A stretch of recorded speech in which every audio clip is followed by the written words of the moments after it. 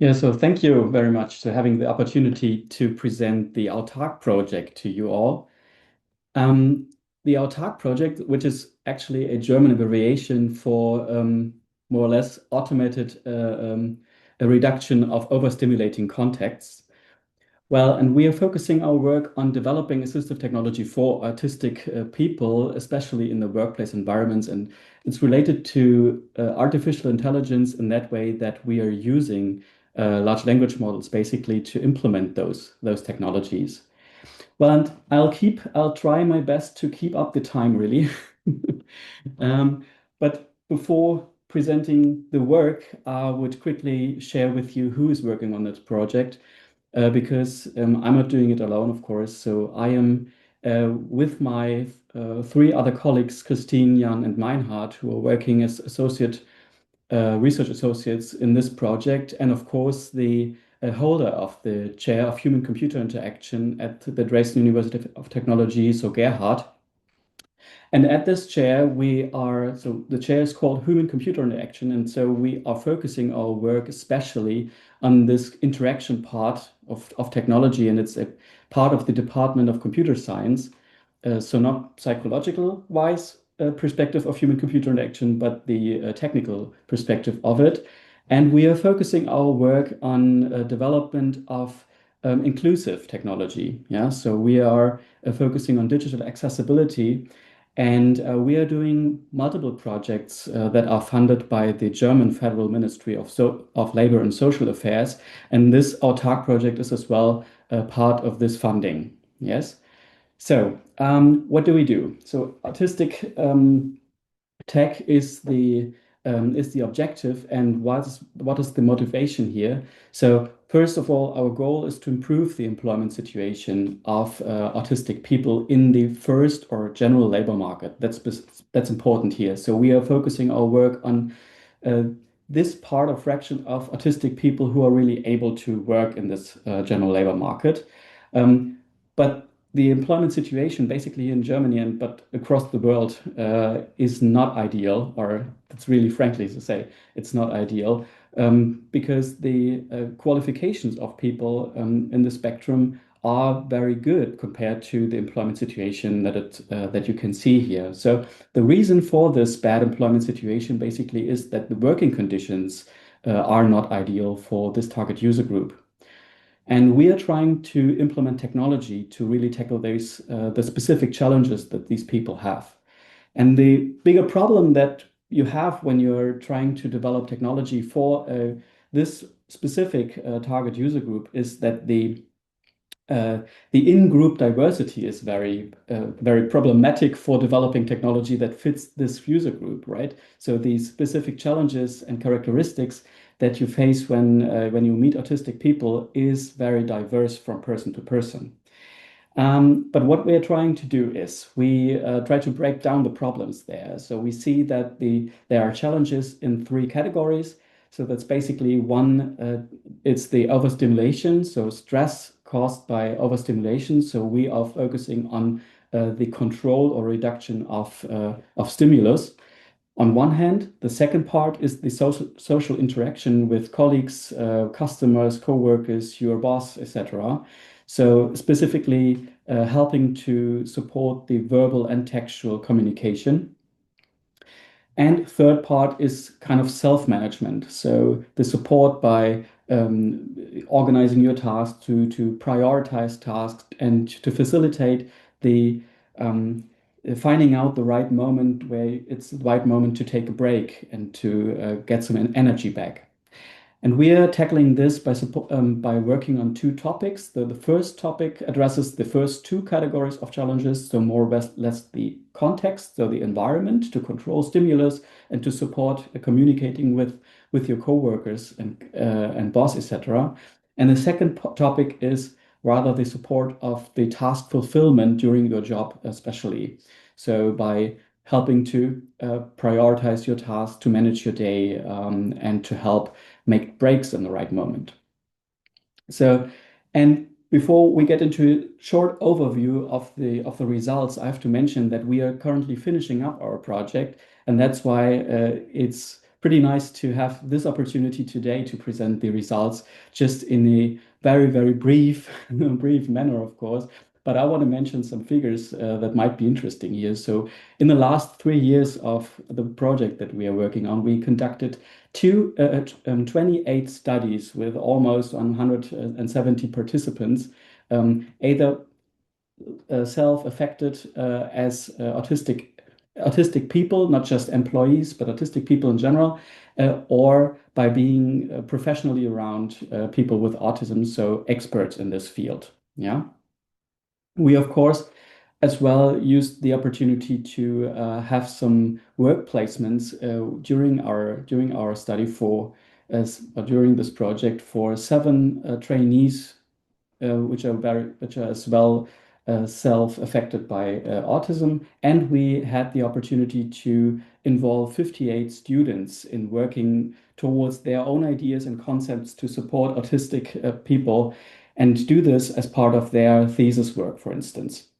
And of course, we are in a university, so we used the opportunity as well to gather some additional funding from different sources to as well investigate the situation here at university and to understand the challenges that students specifically have during their studies. Okay, so now the results, very briefly. First of all, we followed a human-centered design approach to design or to develop assistive technology. And part of this human-centered design approach is to at first gather as much information about the target user group as possible and to create some sort of empathy for the problems and the challenges that these people do have. And one methodology to do this is to develop personas. And if you don't know what personas are, these are more or less stereotypical representations of the target user group that you're working on. And that's the challenge with autism specifically, because it's very, very difficult to create one persona that really reflects all the challenges that autistic people do have. But what we did is we developed a set of 5 personas that are very different and diverse within this group of 5 personas. And our claim is that that when you address a specific problem or a specific challenge by taking into account the challenges of these 5 personas, then you have a very, very broad coverage of the challenges and characteristics of autism in general. And we found that as a development tool to have those personas, it's very, very valuable. And we are as well publishing these personas specifically as well publicly to support other projects working on autism to gather an understanding for the challenges that these people have. And we found as well that in the advisory context and consulting, it is as well very helpful for people to get an understanding about autism spectrum disorder. And that's why to get some kind of empathy for this user group. So those personas can help in this context as well. And what we did, so this was something that we did in the first year, more or less, in this project. And we finished it up by providing, next to assistive technology, as well a consulting tool that summarizes some kind of the insights that we collected during this time. And we are just now finishing up this consulting tool to publish it as well. And this consulting tool more or less does the following. So it has some kind of questionnaire that is presented towards the towards the autistic person, and he or she can then fill out this questionnaire with the challenges that this person has and the wishes and requirements for workplace environments. And the result of this consulting tool is a specified, individualized set of guidance to how to design and set up a workspace specifically for this person. And that's why it's a very nice feature, a very nice tool for one's employers, of course, who want to provide a workplace for their specific employee, but as well for the advisory sector. So when you go to advisor consulting to find a workplace, then you can together work on set of requirements that are necessary for specifically your needs for a potential workplace. So, but these are outputs that are hopefully very useful, but not the assistive technology that we, of course, worked on. But what we did was, I want to just give a brief summary of this.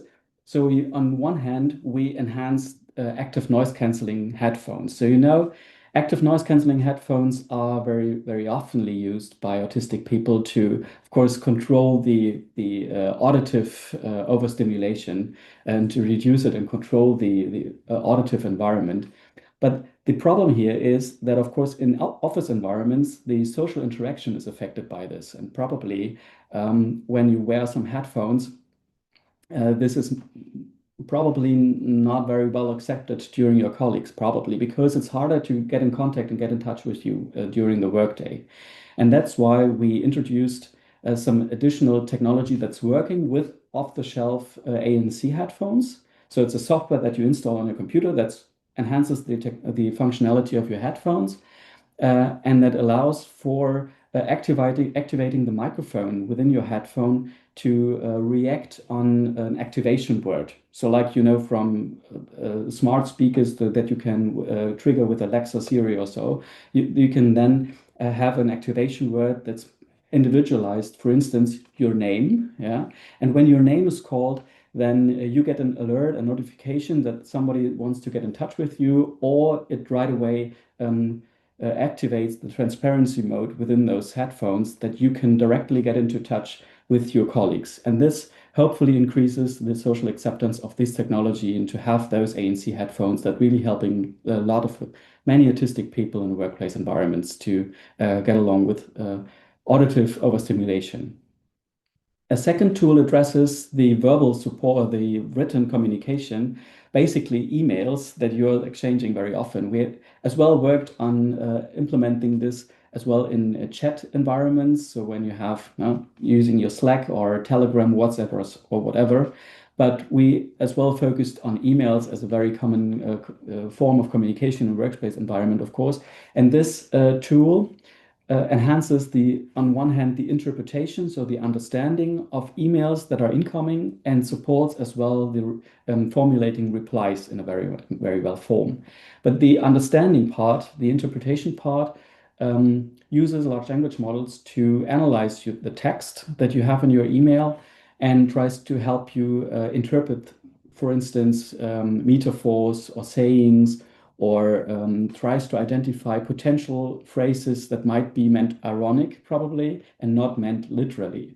And it helps to extract a list of tasks and to-dos, priorities, appointments that are part of this email to help you structurize or extract the important information for you that is important in this workplace environment or workplace situation that you are currently in. So this is the email support tool. And a third one addresses the self-management and finding or prioritizing tasks and estimating the duration of specific tasks, for instance, by replacing the usual way of looking at a calendar and looking at your tasks. You surely know Outlook or all those other calendar apps that present the workday and time in a tabular form. But you maybe as well know the time timer tool for managing your time, which is an analogous clock that that presents the time left for a specific task, but shows a time estimate in a clockwise manner. And we transformed this approach into a calendar application that presents your workday or a specific time duration that you specify in a clockwise manner, so in a spiral form. And this integrates with your Outlook or any other calendar application that you use and allows for another kind of perception of time and estimation of time to organize your workday and as well recognize some patterns during your workday or work week, and that should try to facilitate your working scenarios, your everyday life. And I want to as well mention shortly, because I have 1 minute left, shortly that we are working on other concepts as well that I didn't show in more into detail. But what we did as well is, for instance, we implemented a tool that captures contextual or surrounding information to estimate potential stress triggers, like it's too bright in a room or too loud in a room, and displays it on a smart e-ink display so that it's visible for you as the autistic user as well as your environment to know where are potential stressors in the environment.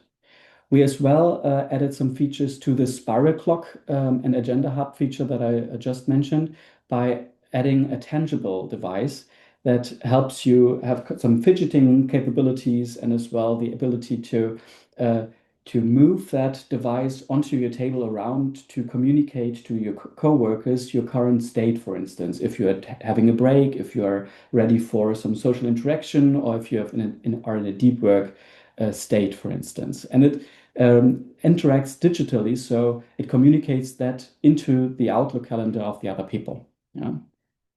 And lastly, we enhanced as well the verbal one-to-one communication, one in the hybrid meetings, so video conferencing setup like we are in here today, as well as using XR glasses in real-world environments where it augments additional information about the people you're talking to, that they are in your environment, to identify them, to help you recognize them, as well as supporting as well the set information in a similar way you've seen in the email support tool. So you get some additional information about what have been said, if there are tasks to fulfill or um, um, um, information relevant to have some kind of protocol, some minutes, some meeting minutes that are as well as displayed into your reality then there.